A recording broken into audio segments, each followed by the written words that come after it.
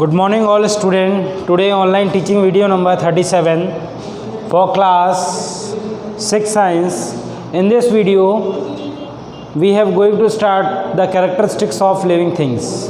In the previous video we have discussed about some features of adaptation in plants and animals. Now we are going through what are the characteristics of living things. मतलब living things के कौन कौन से characteristics होते हैं. तो सबसे पहले अगर बात की जाए तो आपके यहाँ पे 8 कैरेक्टरिस्टिक्स लिविंग थिंग्स के दे रखे हैं, जिनमें बताया गया है कि जो आपके लिविंग थिंग्स का जो सबसे छोटी स्ट्रक्चरल यूनिट है वो सेल होती है, और वो जो सेल है उसी से जो पूरा आपका लिविंग ऑर्गेनिजम्स का जो स्ट्रक्चर है, चाहे वो उसके ऑर्गन्स हैं चाहे वो ऑर्गन सिस्टम्स हैं, वो डेवलप होते हैं. इसी प्रकार से अगर नॉन लिविंग थिंग्स की बात की जाए तो नॉन लिविंग थिंग्स में मॉलिक्यूल्स और एटम्स को स्ट्रक्चरल यूनिट माना गया है, जैसे कि हमारे यहाँ पे सेल को माना गया. तो हमारी स्ट्रक्चरल यूनिट अगर कोई पूछे तो हमारी स्ट्रक्चरल यूनिट क्या होती है? सेल. नेक्स्ट है आपके यहाँ पे कुछ इसमें इसकी प्रॉपर्टी दे रखी है, कैरेक्टरिस्टिक्स दे रखी हैं. पहली कैरेक्टरिस्टिक्स होती है living things need food water air. Living things को क्या चाहिए? फूड चाहिए, वाटर चाहिए और एयर है. सेकंड नंबर, लिविंग थिंग्स जितने भी होते हैं वो सब ग्रो करते हैं. थर्ड, लिविंग थिंग्स का एक लाइफ स्पैन होता है. फोर्थ, लिविंग थिंग्स ब्रेथ करते हैं, मतलब सांस लेते हैं. फिफ्थ, लिविंग थिंग्स मूव करते हैं, चाहे वो इंटरनली मूव करें चाहे वो एक्सटर्नली मूव करें. सिक्स्थ, लिविंग थिंग्स के पास सेंस ऑफ फीलिंग होती है, मतलब they have sense of organ.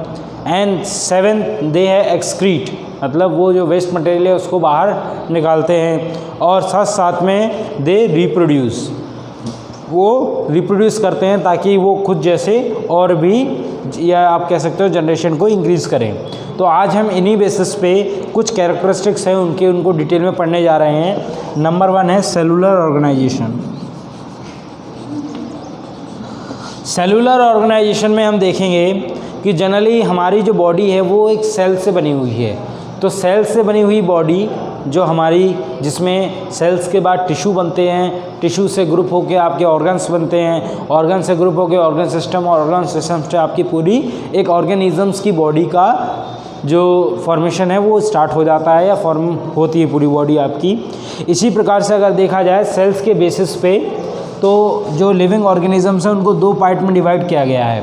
कुछ ऐसे लिविंग ऑर्गेनिजम्स हैं जो सिंगल सेल से बने होते हैं, मतलब एक ही सेल से बने होते हैं, जैसे अमीबा है, उनको हम लोग क्या बोलते हैं? यूनिसेलुलर.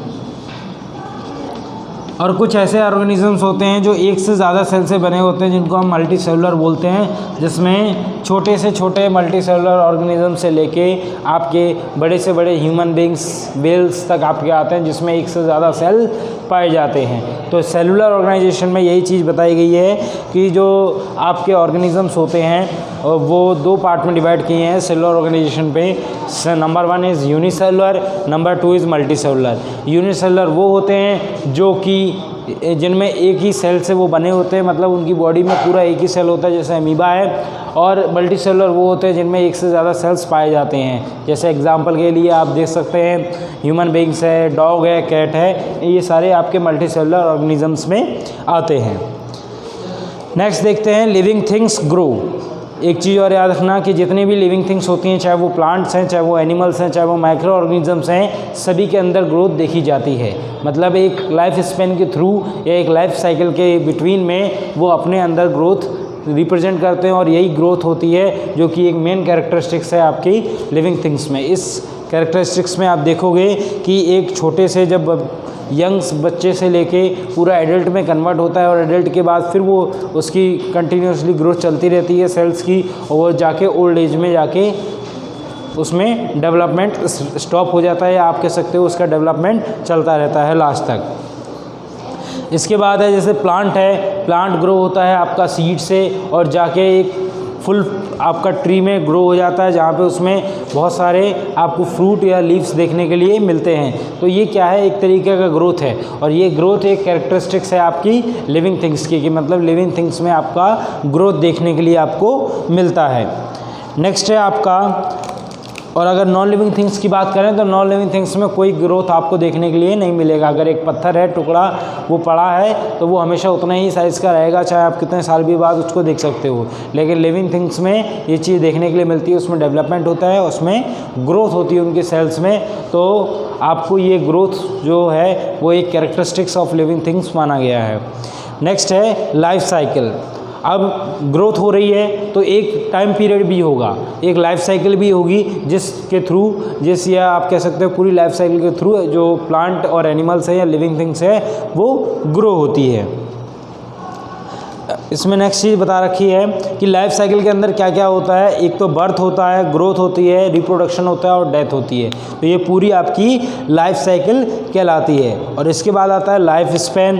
तो लाइफ स्पैन वो होता है कि जितने साल में या जितने ईयर्स में कोई अपनी लाइफ साइकिल कंप्लीट करता है वो उसका लाइफ स्पैन कहलाता है। जैसे लायन है जिसकी लाइफ स्पैन बताया गया है एवरेज है वो 20 to 25 ईयर्स, मतलब 20 से 25 साल तक का जो लायन है उतने में सर्वाइव करता है। और ह्यूमन की एज की बात की जाए तो ह्यूमन एज जो होती है वो लगभग 60 to 80 ईयर्स मानी गई है। एवरेज एज है वो 60 से लेके 80 ईयर्स तक का जो बच्चा है या ह्यूमन की एज मानी गई है, लाइफ स्पैन उसका बताया गया है। नेक्स्ट आता है लिविंग थिंग्स नीड फूड। सबसे ज़्यादा ज़रूरी चीज़ है, लिविंग थिंग्स को फूड की ज़रूरत पड़ती है, जो कि एक मेन इम्पॉर्टेंट फंक्शन भी है इसमें। सो फूड क्यों ज़रूरत पड़ती है? क्योंकि फूड हमारे बॉडी के अंदर एनर्जी प्रोवाइड कराता है, साथ साथ में हमारी बॉडी को ग्रोथ करता है, साथ साथ में हमारे बॉडी पार्ट्स को रिपेयर करने में भी हेल्प करता है। नेक्स्ट है आपका, इसी के बेसिस पे फूड के अगर बेसिस की बात की जाए तो एनिमल्स जो होते हैं वो आपका रेडीमेड फूड लेते हैं। जो रेडीमेड फूड आपके कहाँ से आता है? प्लांट से मिलता है, क्योंकि प्लांट्स जो होते हैं वो ऑटोट्रॉप्स होते हैं। तो ऑटोट्रॉप्स वो होते हैं जो अपना खाना खुद बनाते हैं, और हेटरोट्रॉप्स वो होते हैं जो दूसरों का खाना यूज़ करते हैं या अपना खाना खुद नहीं बना पाते। तो सभी जो एनिमल्स होते हैं जितने भी, वो सभी एनिमल्स आपके हेटरोट्रॉप कैटेगरीज़ में आते हैं, और ऑटोट्रॉप कैटेगरीज़ में आपके ग्रीन प्लांट्स आते हैं जो अपना खाना खुद बनाते हैं। और वो एक जो प्रोसेस आपने पढ़ा था 5th क्लास में भी, उस प्रोसेस को हम लोग फोटोसिंथेसिस बोलते हैं, जिसमें कार्बन डाइऑक्साइड और वाटर की मदद से फोटोसिंथेसिस या क्लोरोफिल की हेल्प से आपका खाना को या स्टार्च को बनाया जाता है, और वो खाना को यूटिलाइज़ करते हैं प्लांट, और डिफरेंट टाइप्स के उसमें से फ्रूट्स निकलते हैं जिनको यूटिलाइज़ हम करते हैं। सो ये आपका इसमें बताया है कि 2 टाइप्स में डिवाइड किया गया है, ऑटोट्रॉप्स और हेटरोट्रॉप्स में। नेक्स्ट आता है आपका रेस्पिरेशन। रेस्पिरेशन जनरली क्या होता है? रेस्पिरेशन मीन्स होता है सांस लेना। रेस्पिरेशन मीन्स ब्रीदिंग का प्रोसेस होता है। प्लांट्स भी ब्रीथ करते हैं और एनिमल्स भी ब्रीथ करते हैं। प्लांट्स ब्रीदिंग के समय ऑक्सीजन भी लेते हैं और कार्बन डाइऑक्साइड भी लेते हैं। कार्बन डाइऑक्साइड वो फोटोसिंथेसिस के लिए लेते हैं, और ऑक्सीजन वो रेस्पिरेशन के लिए लेते हैं। सेम प्रोसेस आपका ह्यूमन बींग्स में भी होता है, जहाँ पे ऑक्सीजन को लिया जाता है और कार्बन डाइऑक्साइड रिलीज़ की जाती है। और ये इनटेक और आउटटेक ऑफ कार्बन डाइऑक्साइड ये आपका कहलाता है ब्रीथिंग। इसके बाद डिफरेंट ऑर्गन्स पाए जाते हैं डिफरेंट एनिमल्स के अंदर इस ब्रीथिंग प्रोसेस या रेस्पिरेशन प्रोसेस को कंप्लीट करने के लिए। अगर बात की जाए तो जैसे ह्यूमन बींग्स में हैं लंग्स है, जो कि रेस्पिरेटरी ऑर्गन है, जो कि सांस लेने में हेल्प करता है।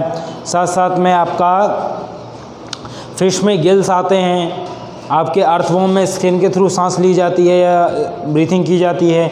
इसके बाद जो प्लांट्स हैं उनके नीचे जो स्टोमेटा प्रेजेंट होते हैं वो उसके थ्रू सांस लेते हैं। तो ये जो आपका रेस्पिरेशन वाला है उसमें ये बताया गया है कि डिफरेंट ऑर्गेनिजम्स हैं वो डिफरेंट तरीके से सांस लेते हैं, और डिफरेंट ऑर्गन्स उनके पास प्रेजेंट होते हैं रेस्पिरेटरी ऑर्गन्स के रूप में।